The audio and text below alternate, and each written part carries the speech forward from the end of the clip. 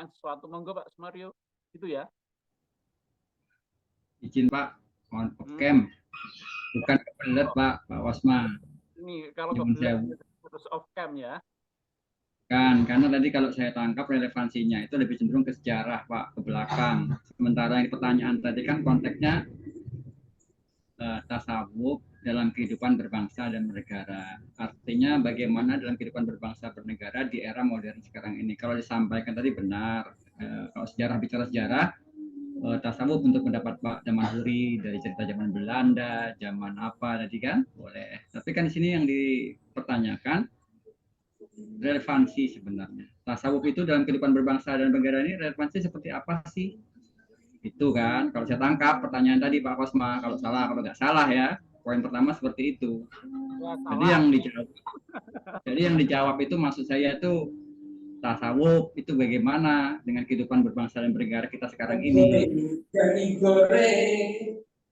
Kalau kalau menurut pendapat saya bukan, nanti artinya kita berdiskusi ya Pak ya, bukan berarti kita tidak menghargai pendapat kawan, bukan, hanya meluruskan bagaimana konteks pertanyaan yang diberikan oleh Pak dosen. Kalau saya pribadi berpendapat seperti ini Pak, tasawuf ini kan lebih cenderung ke mistisme Islam. Kalau saya dari kacamata kontemporer Pak ya, bukan dari kacamata pondok atau segala macam, sufi, kesufian tadi kan. Jadi kan di situ konteksnya bagaimana sih dalam kehidupan berbangsa dan negara kita sekarang ini, konteks spiritualitas tadi, bagaimana hubungan kita manusia dengan Tuhan alam semesta dan juga dengan bangsa dan negara ini, seperti kita yang pernah belajar dengan Pak Amir kemarin Pak, gitu kan tasawufnya kalau nggak salah. Dia tadi yang ditanyakan relevansinya seperti apa, itu saja sih kalau saya pikir. Jadi kalau yang dijawab Pak Daman, saya belum bisa menangkap inti poinnya, relevan atau tidak untuk sekarang. Kalau tasawuf memang tidak relevan lagi, artinya mungkin ada lagi yang lain. Kalau memang relevan, di mana titik poinnya gitu Pak. Jadi bisa kita kaji lebih dalam. Terima kasih Pak Osma. Saya tak coba menjawab Pak, kalau sudah yang lain sudah pada siap menjawab duluan, duluan dulu nggak apa-apa. Nanti saya terakhir. Bentar dulu Pak. Bentar dulu Pak. Mohon maaf ini masih di ada sedikit gangguan off cam. Bentar dulu Pak ya. Pak Kosma, ya, terima kasih waktunya. Nanti saya beri kesempatan, jangan khawatir Pak Khair. Pak Kosma. Saya lihat dari beberapa kitab-kitab sumber tasawuf, termasuk juga kitab Ihya Ulumuddin, kemudian ada siapa itu, Ibnu Athaillah itu, Al-Hikam gitu ya. Itu lebih banyak berbicara masalah hati, masalah perdamaian. Sehingga saya yakin di berbagai tempat di dunia ini, ketika ada Islam di situ, maka mesti akan ada perbedaan-perbedaan pendapat dalam sebuah perjuangan. Ada yang keras, ada yang sangat-sangat tidak mau memperjuangkan agamanya.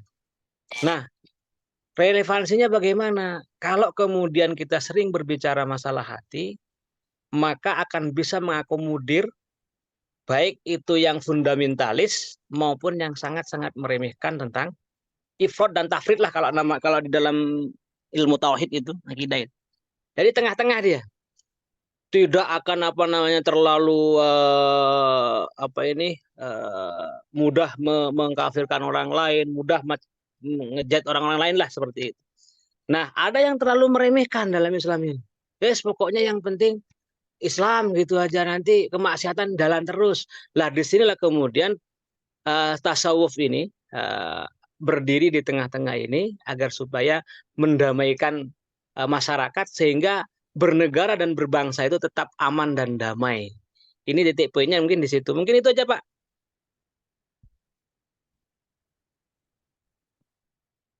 Ya, terima kasih Pak Khair. Sebenarnya tadi mau tak beri kesempatan agak belakang-belakang aja Pak Khair ini. Ini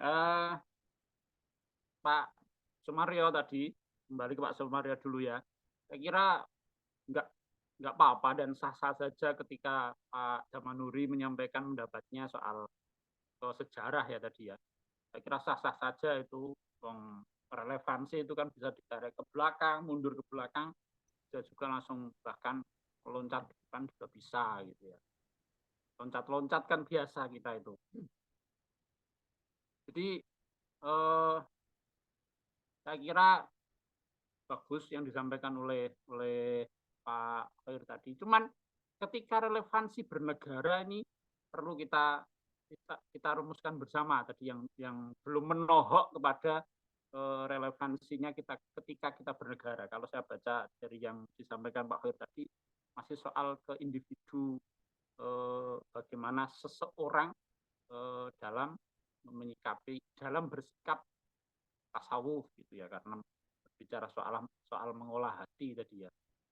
Nanti di sesi-sesi agak belakang saya harapkan Pak Khair bisa menyampaikan yang lebih menohok ke soal bernegara ini Pak Khair. Monggo yang lainnya.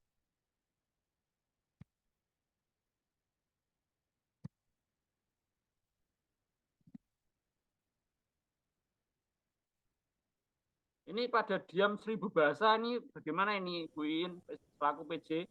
Nggak tahu Pak Kosma ini. Ngantuk lah mestinya ini ngantuk. Izin, Pak. Tuh Pak Sukri tuh Pak Kosma, Pak Sukri tuh mau berpendapat sepertinya itu. Silakan. Pak Sukri, silakan. Bagaimana terkait dengan apa yang diisukan oleh Pak dosen tadi yang disampaikan kepada kita tentang paling tidak implementasi tasawuf, kalau pemahaman kacamata saya tadi implementasi tasawuf dalam kehidupan berbangsa dan bernegara gitu ya. Monggo provokasinya silahkan. Ya, kalau kita sih tetap Bhinneka Tunggal Ika Pak Kosma, berbeda tapi satu gitu. Asas pertama ketuhanan yang Maha Esa. Nah, ini untuk membentuk karakter yang berjiwa ketuhanan yang Maha Esa itu, ini ranahnya tasawuf ini. Ya, ini ranahnya tasawuf.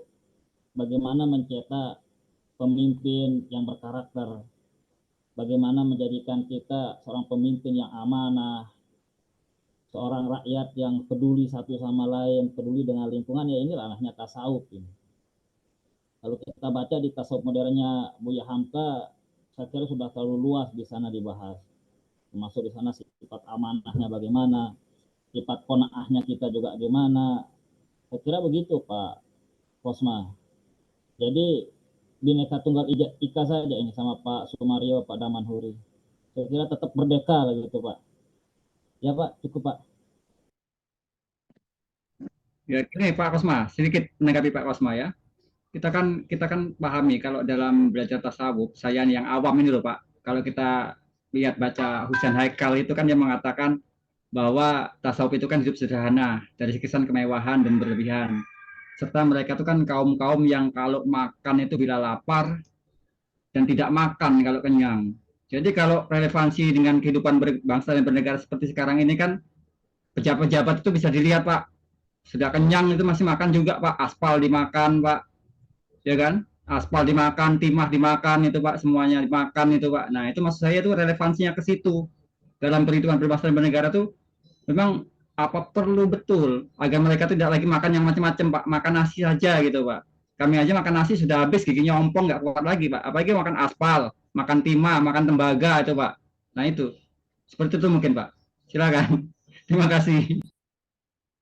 Ya, lebih tragis kan kalau di Palembang itu bisa makan kapal selam gitu ya. Iya betul. Ya justru itu Pak Sumario, makanya ini dibutuhkannya kita kalau bagi saya sih, walaupun kemarin agak sedikit muslim diturut lebih baik menghindari partai gitu, karena partainya mau gemuk sendiri gitu Pak. Tapi asalnya makanya ini umat Islam ini saya kira juga meninggalkan prinsip ini. Kalau kita ada suatu buku itu menarik Pak. Jadi yang harus kita pelajari umat Islam itu ada 3 bidang ilmu Pak. Yang pertama itu tauhid, yang kedua itu fikih, yang ketiga itu tasawuf. Nah ini menariknya Pak, akidah itu masalah usul, kemudian fikih, adapun tasawuf ini akan mempelajari apa yang membatalkan dari tauhidnya seseorang, apa yang membatalkan amalan fikih seseorang itu yang berbicara di sana adalah tasawuf, Pak. Makanya seperti yang Pak Sumario katakan, kenapa pejabat kita kok udah kenyang masih makan gitu? Karena di sana, Pak, etikanya yang kurang. Makanya kan ini ranahnya tasawuf. Makanya ini ranahnya tahu. Kalau masalah perihal standarnya itu, Pak, Ibnu Hajar itu pernah berjalan di suatu pasar itu dengan menggunakan kendaraan yang mewah. Dan orang Yahudi itu bertanya, lah, Pak, kan agama Anda mengajarkan sederhana. Adunia sijnul mukmin gitu. Hanya Ibnu Hajar jawab, semewah-mewah yang saya gunakan sekarang dibandingkan dengan kemewahan akhirat itu tidak ada apa-apanya. Sedangkan Anda, sebahagia Anda pun sekarang ini, sederita-derita Anda dibandingkan derita akhirat itu tidak ada apa-apanya. Maksudnya ya relatif saja, Pak. Kalau masalah standar kesederhanaan seorang itu relatif, Pak. Sederhananya Pak Sumario tidak bisa diukur dengan standarnya saya. Begitu juga Pak Kosma, mungkin sederhananya dia punya mobil BMW sampai 100 gitu, itu sederhananya Pak Kosma itu.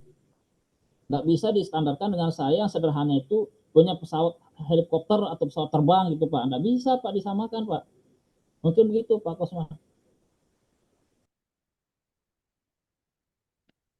Ya, jadi kalau sudut pandang Pak Syukri menyampaikan bahwa tasawuf ini atau ya nanti kalau diimplementasikan mungkin ke arah akhlak ya, tasawuf ini dalam bernegara sudut pandangnya berbeda-beda. Ya, sudut pandangnya berbeda-beda. Jadi mungkin konfrontasinya dengan Pak Sumario tadi bisa jadi seorang pejabat kita memang pelaku tasawufnya adalah seperti itu. Pelaku tasawufnya adalah seperti itu, memimpin kita, dan memang itu butuh fasilitas yang luar biasa ya. Itu laku sufisme, laku tasawuf dari para pemimpin kita gitu ya. Kalau Pak Sukri tadi melihatnya berbeda nih. Bagaimana karakter seorang pemimpin, kesederhanaan dan lain sebagainya. Itu beda lagi dengan apa yang disampaikan Pak Sukri tadi kalau kacamata saya sebagai moderator gitu ya. Saya Pak. Oke, mungkin komentar.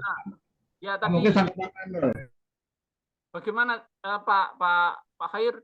Jangan dulu Pak, nanti saya beri kesempatan ke Anda dengan, okay?